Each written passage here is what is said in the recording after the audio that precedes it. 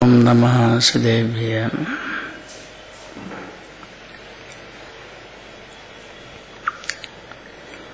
ओंकारं बिंदु संयुक्तं नित्यं ध्यायन्ति योगिनः कामदं मोक्षदं चैव ओंकाराय नमो नमः। अविरल शब्दघनो वृक्षाले सकलभूतलम्बलकलङ्का मुनिर्विपासि तीर्था सरस्वती हरितोऽनृतान् अज्ञानतिमिरान्धानां ज्ञानाञ्जनशलाकया चक्षुरं मेलितं येन तस्मै श्रीगुरवे नमः। परम्पराचार्य गुरवे नमः। मंगलम भगवान् वीरो मंगलम गौतमो गणी मंगलम कुंद कुंदार्योन्द्रमस्तु मंगलम। नमः समय साराय स्वानुभूत्या चकाशते चित्स्वभावाय भावाय सर्वभावान्तरचते।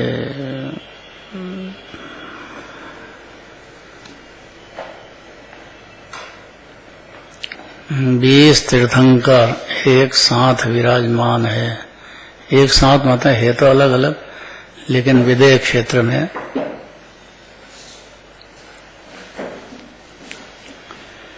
उनकी दिव्य ध्वनि कर रही है।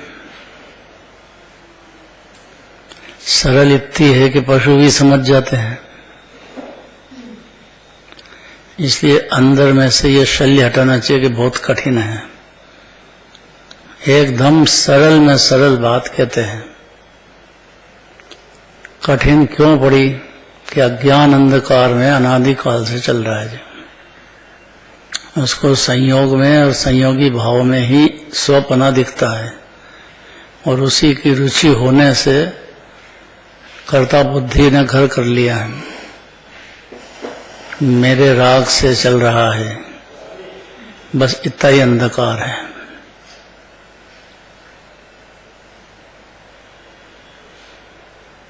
अब प्रश्न यह है कि बाहुबली भगवान मुनिराज बन गए, 1 वर्ष तक खड़े रहे, बेलें चढ़ गई, लेकिन फिर भी केवल ज्ञान प्रकट नहीं हुआ तो कोई न कोई शल्य रह गया कि नहीं। तो कहते हैं कि निशल्यो व्रती, वो तो महाव्रती थे, फिर शल्य क्या रह गया। ये सोचने की बात है। शल्य माने अज्ञान अंधकार तो नहीं है, लेकिन परिणति में केवल यानी गम्य कोई विकल्प था, चल रहा था पर्याय में। क्या था कि मैं भरत की भूमि पे खड़ा हूं। अब ऐसा कोई हो सकता है क्या? भावलिंगे मुनिराज हैं, जंगल में है, पहले में पहले मोक्ष जाने वाले, और भरत चक्रवर्ती तो सबके बड़े भाई थे।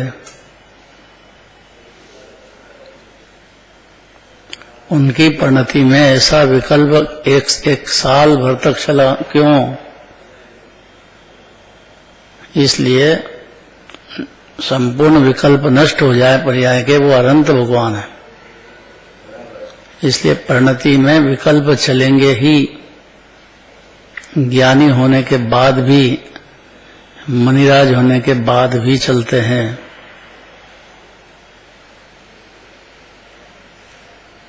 यहाँ ऐसा कह रहे हैं कि हे माता, आपके माध्यम से ही मोक्ष की प्राप्ति होती है, क्योंकि अज्ञान अंधकार अनादिकाल का जिनवाणी के बल पर, जिनवाणी में समर्पणता होने पर, गंभीरता से ये बात समझने पर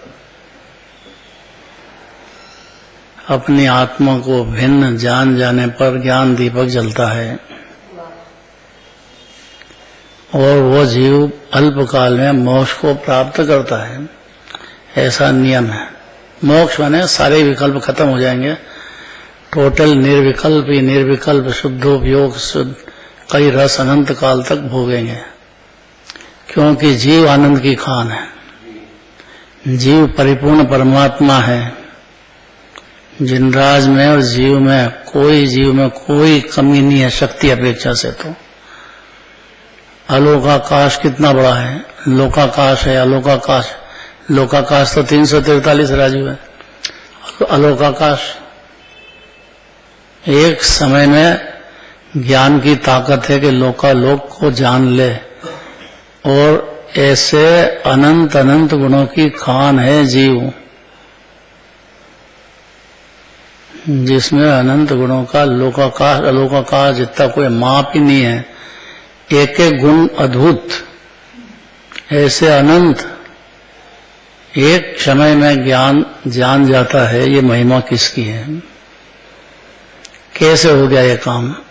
कहना चाहते हैं, हे माता, आपके माध्यम से ही मोक्ष की प्राप्ति होती है। जिस क्षण समझ जाए कि विकल्प से पर में कार्य नहीं होता है, वह उसी क्षण से बीज मोक्ष का बो दिया जीव ने। और नहीं तो अनादि से विकल्प जाल में उलझते ही चला गया था। ये बात गले उतर जाए तो अज्ञानी रहता नहीं है। और पर से चाहता क्या है जीव कि सुख मिलेगा, ये भ्रांति है, इसीलिए शांति नहीं होती है।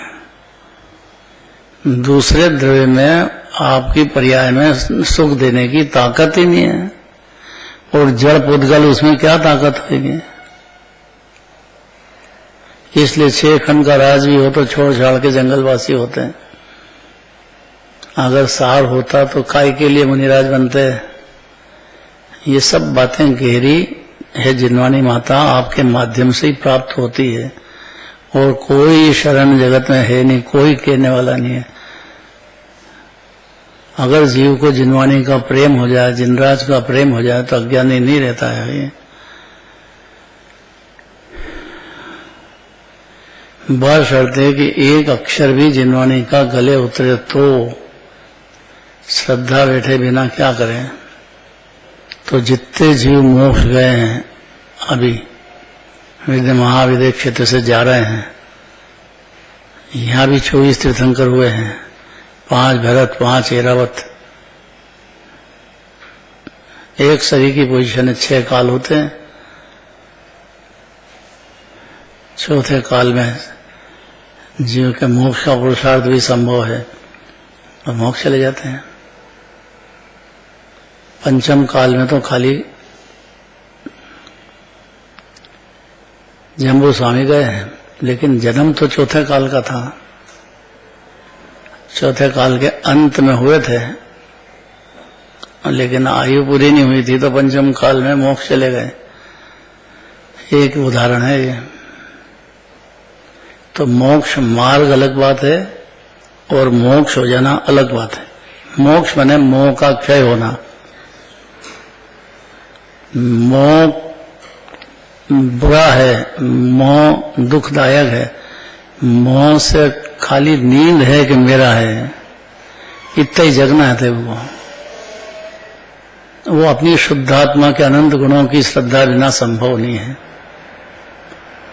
और अनंत गुणों की श्रद्धा जिनवानी के माध्यम से सुनने पर ही हो सकती है जीव को, अगर समझदार होएगा तो।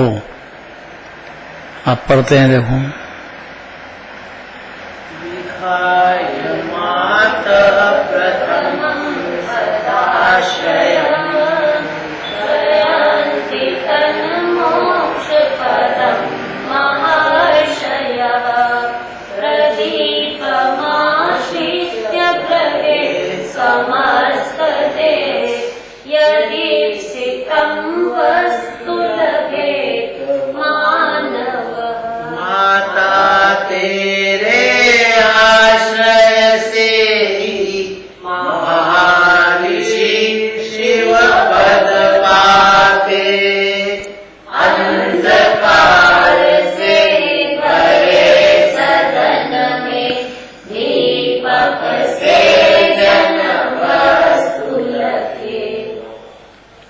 अंधकार व्याप्त हो, लाइट चली गई, अब कौन सी चीज कहाँ रखी है तो सही सब हुई, लेकिन दिखती नहीं है।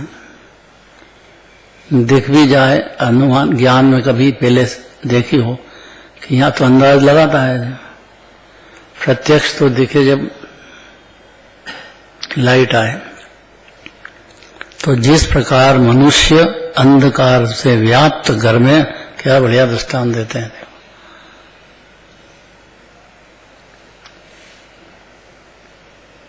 ऐसे 14 राज उतंग नव लोक पुरुष संतान तामे जीव अनादि से भ्रमत है बिन ज्ञान।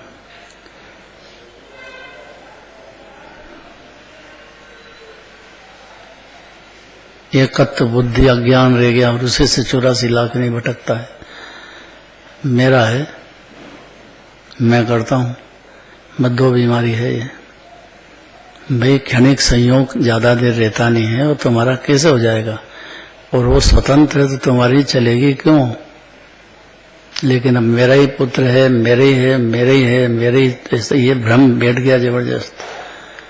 दीपक जल जाने पर अंधकार जैसे दूर होता है, तो हे माता, जिस प्रकार मनुष्य अंधकार से व्याप्त घर में दीपक के आश्रय से इष्ट वस्तु को प्राप्त कर लेते हैं, दिया जले तो, उसी प्रकार है माता, बड़े बड़े ऋषि आपका आश्रय करके प्रसिद्ध मोक्ष पद को प्राप्त कर लेते हैं।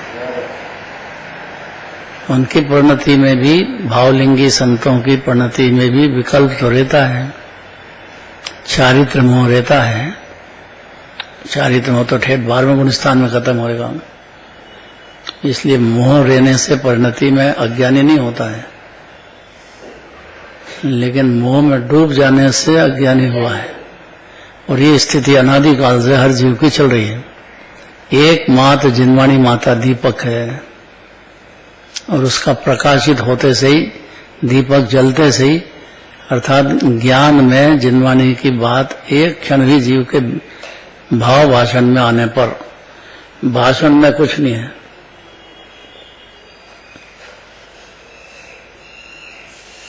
कि शरीर अलग है, राग अलग है, मैं ज्ञान स्वरूपी आत्मा अनादि अनंत बिल्कुल अलग हूं, ऐसा दीपक जलते से ही जीव को पता लग जाएगा। लेकिन फिर भी चारित्र मोह बहुत रहता है। सम्यक दर्शन के बाद तो क्रम भंग उपदेश दिनवाणी में नहीं दिया जाता है। जो क्रिया छठे सातवें स्थान की वो चौथे वाला कैसे करेगा? जो पंचम स्थान की वो चौथे वाला कैसे करेगा? ये क्रम भंग उपदेश हो गया। दिनवाणी में वस्तु स्वरूप का या शुद्धात्मा का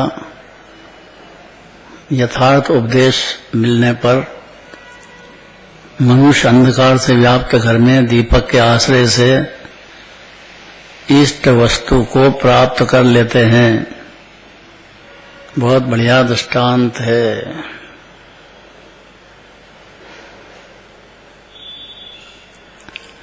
यह तो आत्मा सिद्ध समान, अभी भी सिद्ध समान विराजमान है।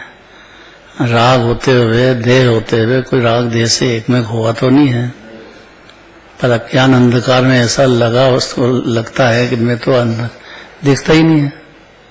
सम्यक ज्ञान रूपी दीपक प्रकाशित होते से ही दिखने लग जाता है जीव को, ये भिन्न है, स्वतंत्र है, भिन्न है, स्वतंत्र है, क्षणिक संयोग है, ऐसा उसको सूझने लग जाता है। और अपनी आत्मा भी सिद्ध समान सदापद मेरो, ऐसा सूझने लग जाता है जीव को। दीपक जले तो हे माता, उसी प्रकार बड़े बड़े कवि ऋषि आपका आश्रय करके प्रसिद्ध मोक्ष पथ को प्राप्त कर लेते हैं। ठेठ कहां तक ले गए देखो, बड़े बड़े ऋषि तक की बात कर दी। भाई उनके तो सम्यक ज्ञान हो गया, केवल ज्ञान नहीं हुआ, लेकिन सम्यक ज्ञान तो हो गया कि हाँ सम्यक ज्ञान हो गया, तो उनको अपनी पर्याय के दोष भी दिखने लग गए। मिथ्या ज्ञान में तो दोष दिखते नहीं थे, दोष को गुण समझता था। ये तो चौथे गुण स्थान से दिखने लग गए। लेकिन अब दोष दूर होना चाहिए ना वो। पर मैं हस्तक्षेप की बुद्धि, पराश्रित बुद्धि, श्रद्धा ज्ञान में तो खत्म हुई, लेकिन चारित्र में बड़े बड़े ऋषि मुनि को भी होते हैं ना विकल्प। तो ये कोई इतना सरल नहीं है मोह से बच जाना। श्रद्धा में बचने पर सम्यक दृष्टि होता है। चारित्र की पर्याय में अलग हट जाए पूरा तो मोक्ष पद होता है, सीधा अरंसित हो जाता है। गंभीर होना चाहिए, जीव को देखना चाहिए अपनी परिणति में चल रहे हैं कि नहीं। तो उसका पक्ष नहीं करना, तो पक्ष करेगा तो मिथ्या दृष्टि हो जाएगा। लेकिन वो दीपक प्रकाशित होने से जीव को मुनिराज बन जाए, भावलिंगी ऋषिराज हो जाए, तो भी अपनी परिणति में उनको प्रकाशित होते हैं कि मेरी परिणति में ये विकल्प चल रहे हैं। इसलिए आपका आश्रय करके, क्योंकि जिनवानी माता सिवाय कौन बताती 8वें गुण स्थान में क्या होता है, 7वें में अब क्या विकल्प रह गए, 8वें में क्या रहता है, 9वें में क्या रहता है, 10वें में क्या रहता है, कौन बताता जिनवानी के सिवाय। और जिस जीव को जिनवानी की श्रद्धा होती है वो ये बात को मंजूर करता है कि मेरी परिणति में ये दोष चल रहे हैं, उसको सूझने लग जाता है। जीव सम्यक दर्शन होते से ही सूझने लग जाता है। इसलिए वो अपनी परिणति को अपने क्रम भंग नहीं, क्रम से धीरे धीरे दूर करता है, करने की मेहनत करता है, तब जाकर के पूर्ण पवित्र होता है। पर्याय में द्रव्य तो पवित्र ही है जीव, मुक्ति द्रव्य को क्या करना है। और दीपक प्रकाशित हो तो द्रव्य भी प्रकाशित दिखे, और द्रव्य दिखे तो पर्याय भी दिखे, पर्याय दिखे तो पर्याय के दोष भी दिखे। और जिनवाणी में कभी दोष कहते भी हों तो उसको नाराज नहीं होना चाहिए, सुनना चाहिए बराबर। अपनी परिणति में चल रहे हैं और ये दोष दूर होने पर क्या पोजीशन हो जाएगी, उसकी परिणति में कैसी रेलम छेल शांति और आनंद की बढ़ती चली जाएगी। यहां तक कि मोक्ष पद प्राप्त कर लेता है जीव। मामूली बात नहीं, भेद ज्ञान देह राग से भिन्न हूं मैं, ये बात मामूली नहीं है। जिस प्रकार अत्यंत अंधकार भरे घर से कोई मनुष्य बिना दीपक के अपनी इष्ट वस्तु को निकाल कर कदापि नहीं ला सकता। लाइट गई हो और कमरे में से कहना कि ये लेके आओ, अब वो अंदाज मार करता है बेचारा जी, नहीं करता है। अन्यथा करते हैं कि नहीं। तब पहले देखा हुआ तो ना, पहले देखा ही नहीं हो तो क्या करें। अनुमान पहले, अनुमान में पहले जिनवाणी जैसे सुनी हो तो अनुमान भी करे, उतरी हो तो, अनुमान में उतरी हो तो, और अनुमान को भी अनुभव के पहले कहा है, लेकिन वो अनुमान है।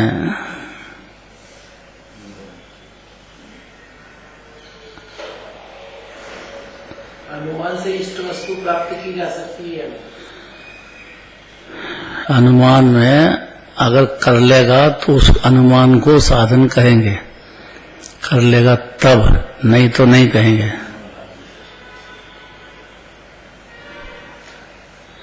जैसे घर में कोई चीज है, अंधकार में गए और अनुमान से समझ करके और उसको उठा के लिया है, तो जब लेके आएगा तब कहेंगे कि इसका अनुमान सच्चा था।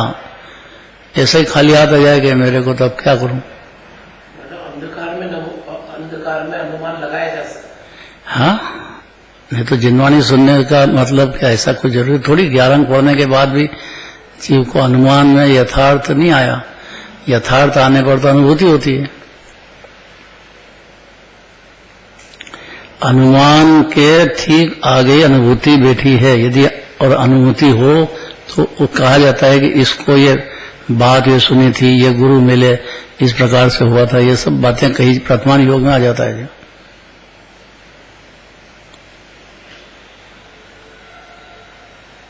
पशु की पर्याय में ज्ञानी हुआ, कोई नरक गया 7वें नरक में और वहां ज्ञानी हो गया, उसने पहले अनुमान में बातें ली है, विनय पूर्वक समझने की मेहनत की है, और पाप भाव ज्यादा हो गया तो उसका उदय आ गया तो सातवें नरक पहुंच गया। लेकिन वहां भी आत्मानुभूति कर लेता है जी। इसका मतलब कि अनुमान ज्ञान भी काम तो देता है, लेकिन प्रत्यक्ष अनुभव बात अलग है। अनुमान से भी कोई बात सोचो तो सोचते हैं कि नहीं?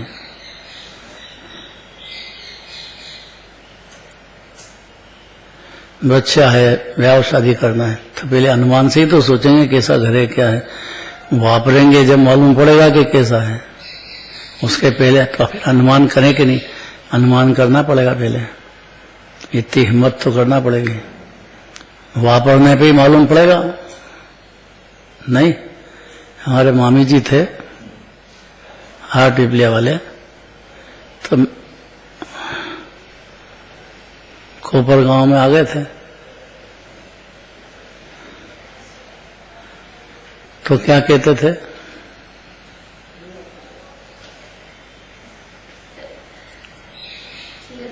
उनसे पूछते हैं कि मामी जी ये प्रस्ताव आया है तो हम मंजूर करें कि नहीं करें?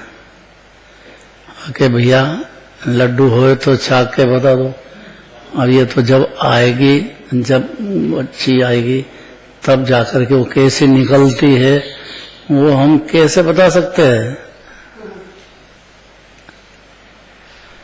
फिर भी अनुमान उसके बारे में सुनने पर अपने अनीता को पसंद किया, तो उसको अनुमान में पहले अपने सुना तो सही।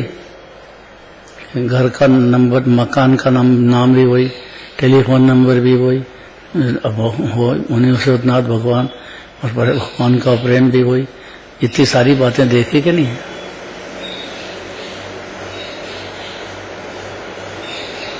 फिर आगे विचार, तो बिल्कुल अनुमान में नहीं आता तो विचार कैसे करेगा? गंभीरता से सुनना चाहिए, क्योंकि जिनवाणी को तो आत्मानुभव कराना है, क्योंकि आत्मा ही सर्वोत्तम पदार्थ है।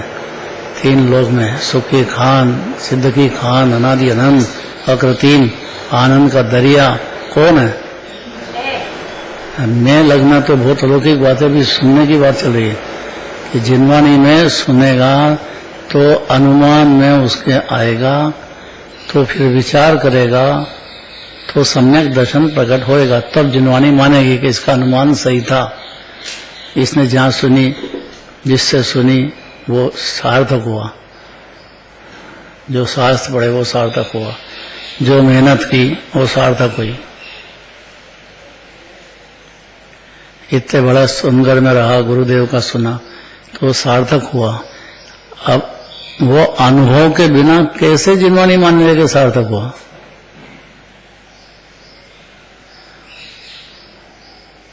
इसलिए कहते हैं आचार्य कि जिस प्रकार अत्यंत अंधकार भरे घर से कोई मनुष्य बिना दीपक के अपनी इष्ट वस्तु को निकालकर कदापि नहीं ला सकता। कदापि का मतलब संभव ही नहीं है। बहुत कठिन पड़ रही है। बोलने की बात नहीं है, दूसरे को समझाने की, समझने की बातें हैं। तो ठगा जाएगा बुरी तरह से। दूसरे को समझाने की धुन बहुत गलत है। वो अनंत पुरुषार्थ है इसमें। ठेठ आचार्य तक कह रहे हैं तो बाकी की क्या बात करना है।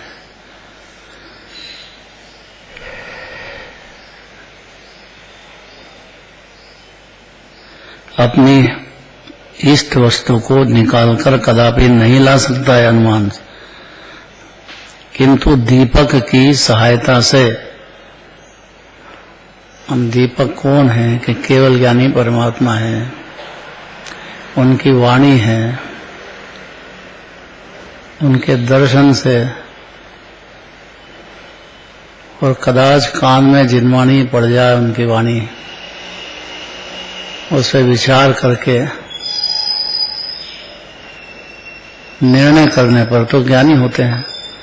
अब भावलिंगी संत अपनी बात कर रहे हैं बड़े बड़े ऋषि मुनि भी इसी जिनवाणी के बल पर, इसकी सहायता से, हे माता सरस्वती, बड़े बड़े मुनिराज, गजब शब्द है देखो, आपकी कृपा से,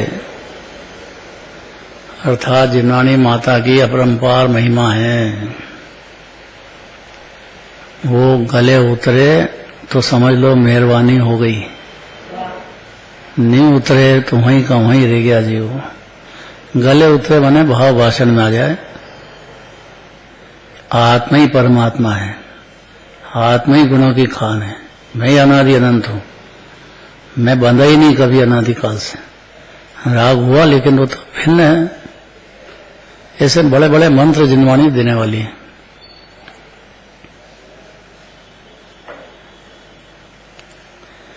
अगर जग गया तो सम्यक दृष्टि हुआ, अब उसको अपनी परिणति के विकल्प दिखने लग गए और वो क्रमबद्ध समझने लग गया, इसलिए वो जल्दी नहीं करता। अब निकल जान दो,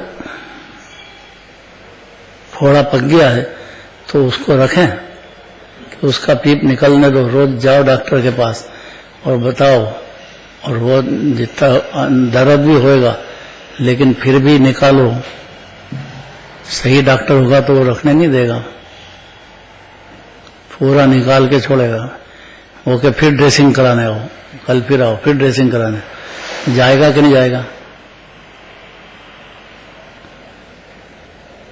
ऐसे भावलिंगी संत मुनिराज कह रहे हैं, ये माता,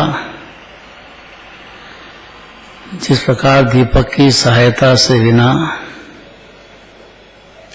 वस्तु को निकालकर कदापि नहीं ला सकता है, अतः वह मनुष्य दीपक की चाह करता है। इसीलिए चाह करता है कि दीपक जल जाए, हाथ में दीपक हो फिर जाओ, हाथ में दीपक ही नहीं हो तो अंधकार में भटकना है। दीपक हो तो कम से कम अनुमान तक पहुंचेगा, उसके बाद अनुभव की बातें हैं। अनुमान ज्ञान में ही स्वतंत्र 6 द्रव्य है, 7 तत्व है, ये तो अनुमान में भी नहीं बैठेगा तो उसको अनुभव नहीं हो सकता है। पहले अनुमान में आना जरूरी है। पहले अनुमान में आना जरूरी है, और जिनवाणी सुनेगा यथार्थ तो ही अनुमान तक पहुंचेगा, बाकी अन्य मति की वाणी से बिल्कुल नहीं। और अति विनयवंत होकर के जिनवाणी पढ़ेगा सुनेगा तो, ये तो अनुमान भी नहीं होएगा। अर्थात उसको थोड़ी दृढ़ता आनी चाहिए अंदर कि यही सत्य है। जिनराज ही 3 लोक के नाथ हैं, जिन दिगंबर मुनिराज ही गुरु होते हैं। चौथे 5वें गुण स्थान वाले गुरु नहीं होते हैं, गुरु तो दिगंबर मुनिराज होते हैं, जंगलवासी होते हैं और 28 मूल गुण का निरतिचार पालन करते हैं। आचार्य हैं तो 36 गुण का पालन करते हैं, उपाध्याय हैं तो 25 गुण होते हैं उनके पर्याय में। ये तो सिद्धांत है, ये कोई बदलने वाले थोड़ी। नमोकार मंत्र सरीगा तो कोई मंत्र ही नहीं है 3 लोक में। अनंत जीव तर गए इस महामंत्र से, नमोकार मंत्र से।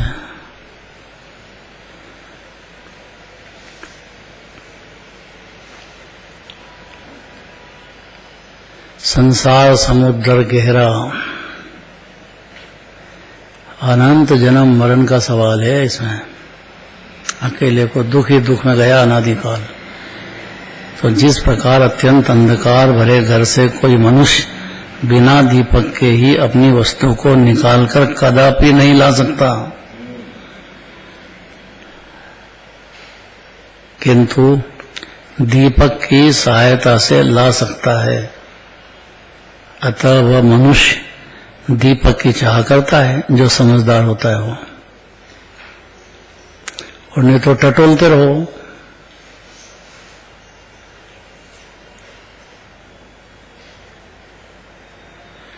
ऐसा ज्ञान अंधकार बहुत गहन है, उसमें 6 द्रव्य स्वतंत्र है, 7 तत्व स्वतंत्र है, आत्मा ही परमात्मा है, आत्मा ही अनंत गुणों का खान है, अलोक आकाश का अंत नहीं है। ऐसे आत्मा के अनंत अनंत गुणों का अंत नहीं है, और एक एक गुण अद्भुत है। बातें नहीं है, ये है तो ऐसे ही। ऐसे ही जिनवाणी से बारंबार सुनने को मिलेगा जीव को।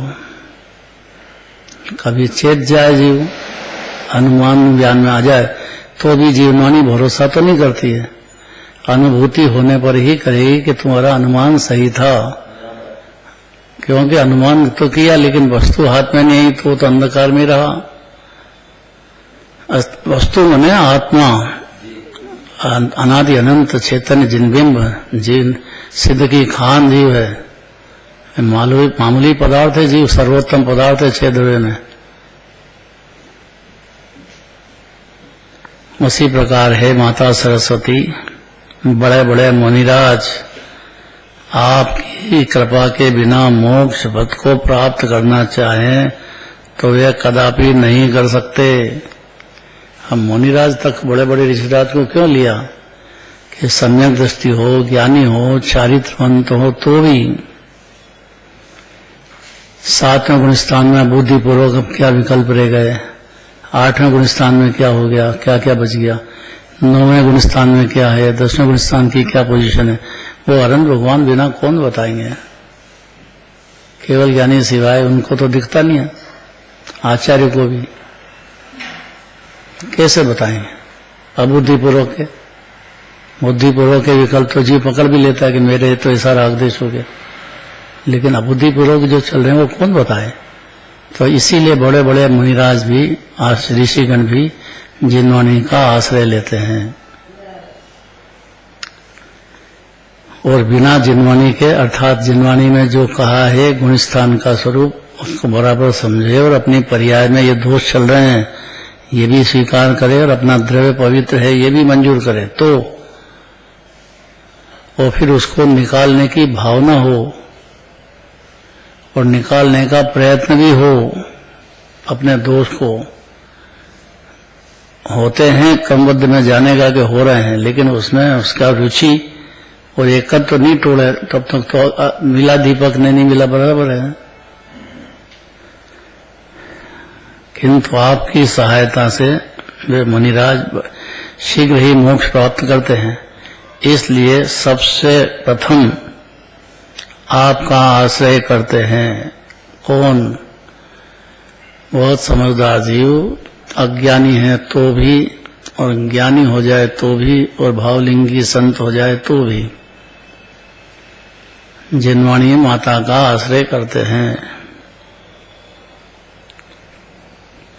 इसके पश्चात ही मोक्ष को जाते हैं, नहीं तो आज तक तो कोई गया नहीं है और जा भी नहीं सकते हैं इसके बिना। तो अनिमति, क्या अनिमति का गजा नहीं है, इसमें भ्रम है उनको, हमारे देव कुछ कर देते हैं, बड़ा भारी भ्रम है।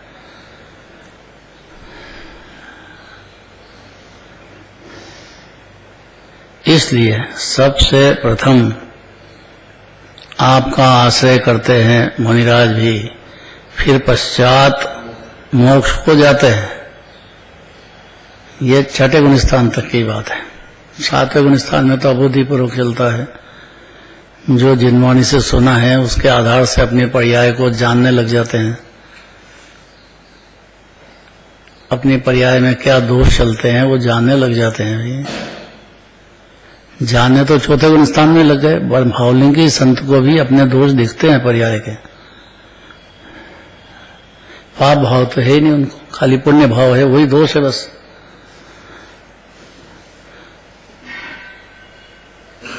अनुभूति शुद्धोपयोग के काल में तो वो दिखते भी नहीं है, तो शुद्धोपयोग से बाहर जब आते हैं तो उनकी परिणति में उनको अपने दोष दिखने लग जाते हैं, तो समझ जाते हैं कि अनुभूति कर रहे थे उस समय भी चल रहे थे। अरे बड़ी गंभीर बातें हैं भाई। इसलिए सबसे प्रथम आपका आश्रय करते हैं जिनवाणी माता, आपके आश्रय में जाते हैं।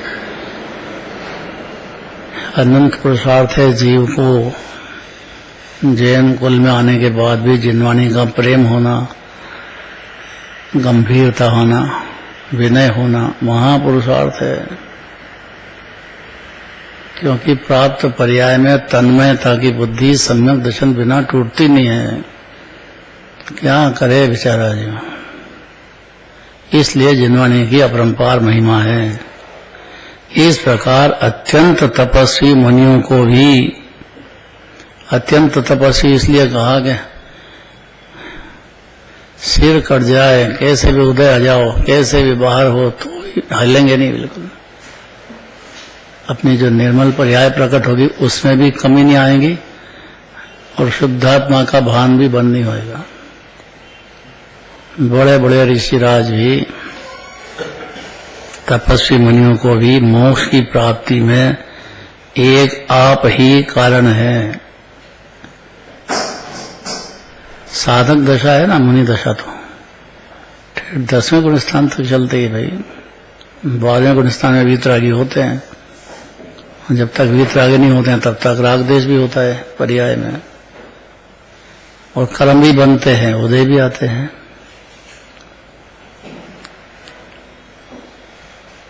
हे सरस्वती, आप अनेक आश्चर्यकारी चेष्टाओं की धारक है। ये जोरदार बात है। कई तरह की नई नई बातें मिलेगी जीव को जिनवाणी से, जो कभी सुनी नहीं अनादि से। अनेक तरह की चेष्टा माने अनेक नए अनंत अनंत नए निक्षेपे बखानी है। और ये कौन से नए से बात चलती है, कितनी मर्यादा में चलती है, क्यों चलती है, काहे के लिए ये सब बातें जिनवाणी माता सिवाय कौन बताएगा। देखो, अनेक आश्चर्यकारी चेष्टाओं की धारक है।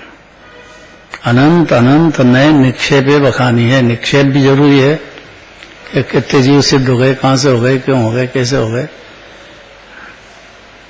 और नए भी जरूरी है।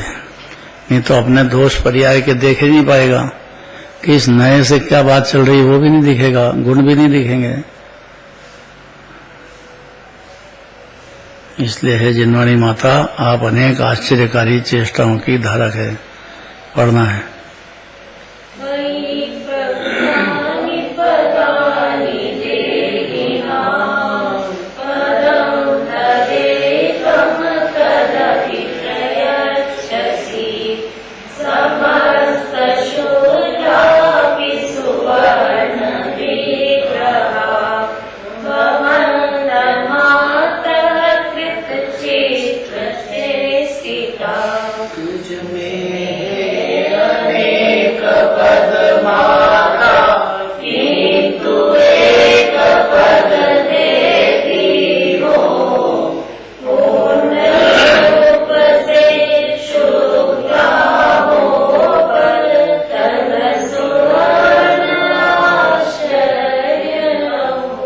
सोलानी ताव देने पर पूरा शुद्ध हो जाता है सोना। उसके पहले जितना होता है उतना होता है, बाकी का उसमें दोष चलता है। क्या बढ़िया दृष्टांत है। देखो, हे माता, यद्यपि तुझमें अनेक पद हैं, 12 अंक का वर्णन पढ़ते हैं, उसमें कितने पद के नाम दिए हैं, एक एक अंग में कितने कितने पद, विस्तार बहुत है। तो हे जिनवाणी माता, यद्यपि तुझमें अनेक पद हैं तो भी तू जीवों को एक ही पद देती है, शुद्धात्मा और शुद्धात्मा में लीनता। इसमें सारा द्वादशांग आ गया है, और जिनवाणी बारंबार इतना ही करवाएगी। पद तो बहुत है पर कहना इतना ही है। तथा चारों ओर से अत्यंत शुक्ल होने पर भी, जैसे सोना है तो सोने को सोने से देखो तो पूरा शुद्धता की पाठ है, दृढ़ दृष्टि से देखो तो, और पर्याय में देखो तो कितने आनी शुद्ध हुआ है। आनी बोलते ना पहले, अभी क्या बोलते हैं, कितना कैरेट, क्या कितना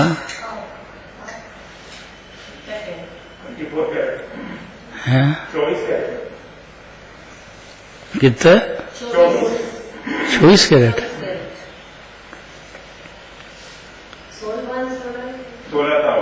16 ताव, 24 कैरेट 16 ताव। अब वो जो सोने का जानकार होता है वो ठगाता नहीं है। उसके पास कोई भी सोना आ जाएगा तो वो उसको देख करके कसौटी लगाएगा, वो कसौटी लगा करके देख लेगा कि इसमें इतना ताव का शुद्धता है, इतनी अशुद्धता है। होता है कि नहीं ऐसा? दृष्टांत दिया आचार्य ने। ऐसा सम्यक ज्ञान होने पर या जिनवाणी का कुछ बुद्धि लगा के समझने पर जीव को अपनी परिणति में कितनी अशुद्धता चलती है, द्रव्य कितना कैसा शुद्ध है, कौन से हानि कितना भी हल परिणति का है, वो सब दिखने लग जाएगा। मुनिराज हो जाएंगे तब भी ये बात है। इसलिए हे माता, यद्यपि तुझमें अनेक पद हैं तो भी तू जीवों को एक ही पद देती है कि द्रव्य दृष्टि से देखो तो सोना बिल्कुल पवित्र पूरा ही है, और पर्याय से देखो तो उनकी परिणति में कितने आने शुद्धता है, कितना कैरेट शुद्धता है, ये भी दिखती है। और दोनों दिखने लग जाए तो जीव अज्ञानी रहता नहीं है। कौन बताए ये बात है? चारों ओर से अत्यंत शुक्ल होने पर भी है तो ऐसा ही सोना। ऐसा जीव तो मुक्त ही है, अनादि अनंत है, आकृति में सिद्ध भगवान के यहाँ देखो तो कोई अंतर ही नहीं जीव में। तो सबे जीवा सिद्ध समाना है, तो यही बात है। फिर भी स्वर्ण विग्रह अर्थात स्वर्ण के समान शरीर से को धारण करने वाली है। इस प्रकार संसार में आप आश्चर्यकारी चेष्टाओं को धारण करने वाली है। अब क्या अर्थ है उसका भावार्थ में बहुत क्लियर आ जाएगा। देखो टाइम हो गया है, भावार्थ पढ़ दो, समता पढ़ो। इस श्लोक में विरोधाभास अलंकार है। आचार्य शब्दों से विरोध दिखाते हुए कहते हैं कि जो अनेक पदों को धारण करने वाला है वह जीवों को एक ही पद क्यों देता है, तथा जो चारों तरफ से सफेद है वह स्वर्ण के समान शरीर को धारण कैसे करता है।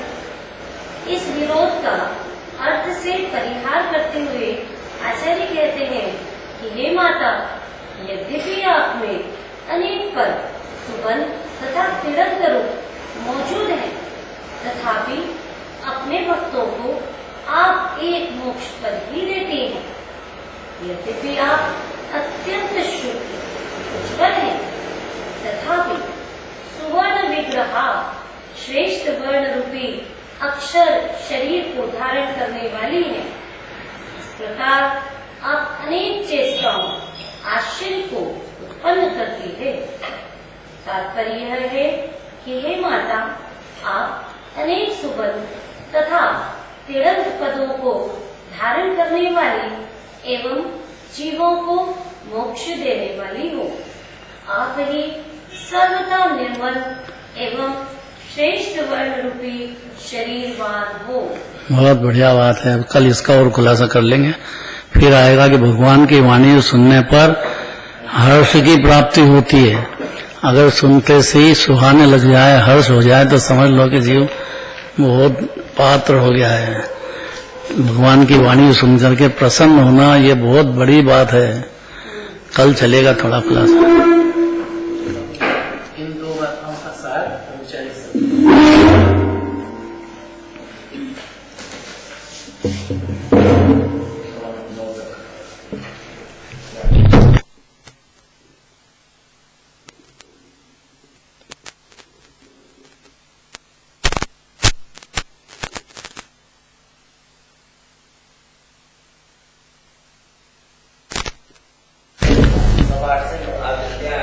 क्योंकि वो बहुत देर तक बैठ नहीं पाते, 6:30 बजे आ जाते हैं ना मंदिर, तो फिर कल भी बहुत तकलीफ हुई। 8:15 से 9 बजे तक 8:10 तक पूजा चलेगी और 8:15 से 9 तक स्वाध्याय होगा। 9:05 तक करीब 8:20 पे शुरू होगा, तो 9:05 तक और फिर ये होगा 9:15 बजे पूरा।